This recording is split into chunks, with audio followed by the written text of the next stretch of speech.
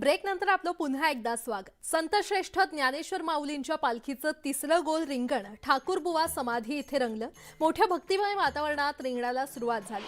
प्रारंभी पताकाधारी आणि विणेकरी गोल रिंगणी धावले, तर त्यानंतर मानाच्या अश्वांनी रिंगणाच्या 2 फेऱ्या पूर्ण करत माऊलीच्या पादुकांचं दर्शन घेतलं। ठाकूरबुवा समाधी येथील रिंगणानंतर तोंडल्या येथे नंदाच्या ओढ्यावर माऊलींच्या पालखीचा दुपारचा विसावा आहे। संत ज्ञानेश्वर महाराज आणि संत सोपानदेव या बंधू भेटीचा सोहळा टप्पा इथे होणार आहे आणि त्यानंतर माऊली, संत तुकोबाराय आणि सोपान काका यांचं पालखी सोहळे पंढरपूर तालुक्यामध्ये प्रवेश करतील। वेळापूर येथे मुक्कामी असलेल्या माऊलींच्या पादुकांचं पूजन सकाळी 6:30 वाजता झालं आणि त्यानंतर सोहळा पंढरीच्या दिशेने मार्गस्थ झाला।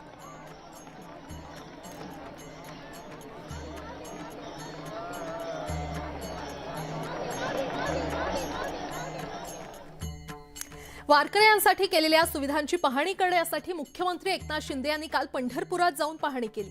मुख्यमंत्र्यांनी रस्त्यांपासून ते चंद्रभागेतील साफसफाईपर्यंत सगळी चौकशी केली। तसंच पंढरपुरातील रस्ते खड्डेमुक्त करण्याच्या सूचनाही केल्या। वारकऱ्यांना रांगेमध्ये त्रास होऊ नये म्हणून मंडप उभारण्यात आलाय। शहरातील दर्शन रांग, वाळवंट, वाखरी पालखी तळ यासह इतर ठिकाणी जाऊन प्रशासनानं केलेल्या सोयी सुविधेची मुख्यमंत्र्यांनी माहिती घेतली आणि यावेळी मुख्यमंत्र्यांनी उपस्थितांना योग्य त्या सूचनाही दिल्या।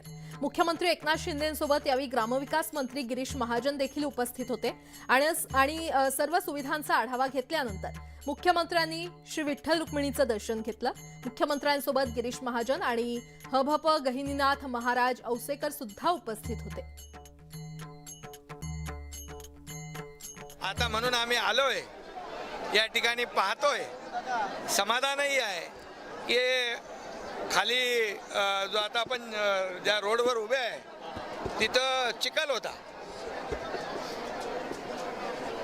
मगाशीच मला शिखर महाराज सांगत होते, समाधान पण सांगत होता की इथं आज आपण कॉन्क्रीटचा रस्ता बघतोय।